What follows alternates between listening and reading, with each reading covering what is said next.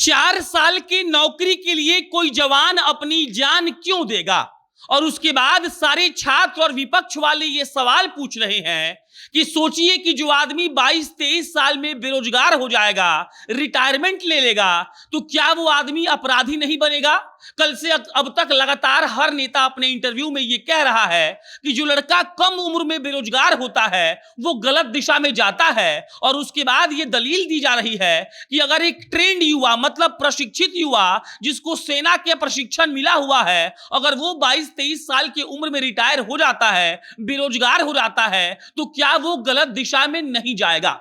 ये बड़ा सवाल है और इसी सवाल को लेकर हमको लगता है कि बहुत सारा विवाद पैदा हो रहा है और बिहार सहित पूरे भारत के छात्र विरोध प्रदर्शन कर रहे हैं। अब नमस्ते, मेरा नाम प्रशांत राय है। इस वीडियो में हम आपको ये बताएंगे कि विपक्ष के द्वारा पूछा गया सवाल और छात्रों के द्वारा जताई गई चिंता में कितना ज्यादा दम है। आप सोचिए कि एक युवा बहाल होगा और 4 साल के बाद ही उसको रिटायर कर दिया जाएगा। और सबसे बड़ा सवाल जो पटना के सारे कोचिंग के संचालक पूछ रहे हैं वो यही है कि अगर 4 साल के बाद कोई रिटायर होता है तो क्या सेना की जानकारियों को वो लीक नहीं करेगा? ये सबसे बड़ा सवाल इसीलिए है क्योंकि हमने देखा है कि हनी ट्रैप का मामला कितना बढ़ रहा है। एक युवा जो 23-24 साल में नौकरी करके आ जाएगा, उसको स्थायी नौकरी नहीं मिलेगी, तो क्या वो किसी ट्रैप में आकर सारी जानकारियां किसी और को नहीं देगा? इसके अलावा एक बहुत बड़ा सवाल यह है कि एक ट्रेंड युवा जिसको आर्मी की ट्रेनिंग मिली हुई है, वो अगर बेरोजगार हो जाता है तो क्या वो क्रिमिनल नहीं बन जाएगा? और इसी को लेकर सारा जो अभी माहौल बना हुआ है या फिर जो विरोध प्रदर्शन हो रहा है वो टिका हुआ है।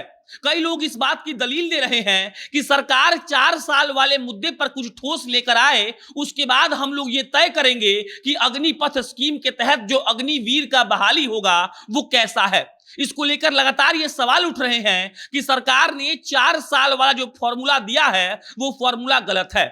और उसके बाद एक सवाल जो पूछा जा रहा है कि एक लड़का जिसको मालूम है कि वो आर्मी का जवान है, लेकिन उसको इस बात का संशय है कि 4 साल के बाद उसकी नौकरी जा सकती है, तो वो भला अपनी जान को देश के लिए दांव पर क्यों लगाएगा? ये सवाल इसीलिए बड़ा है क्योंकि आर्मी में जाना सिर्फ पैसा वाला बात नहीं होता है। आर्मी में अपने देश के लिए जाने का एक जुनून होता है जहां सेवा भाव उत्पन्न होता है और लोग उसके लिए मर मिटने को तैयार रहते हैं। लेकिन जब एक आदमी को यह मालूम रहेगा पहले से कि उसकी नौकरी 4 साल की है, मरने के बाद पेंशन वगैरह कुछ भी नहीं मिलेगा, तो वो 4 साल की नौकरी के लिए अपना जान क्यों देगा, अपने देश पर अपनी जान क्यों लुटा देगा?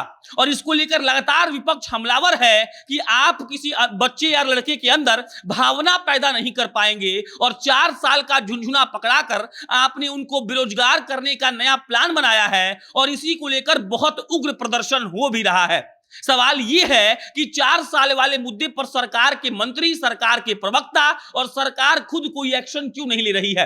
क्यों नहीं इस बात का अनाउंसमेंट हो रहा है कि 4 साल बाद जो अग्निवीर रिटायर हो जाएंगे उनको कम से कम राज्य के पुलिस के जो बहाली होगी उसमें प्राथमिकता दी जाएगी?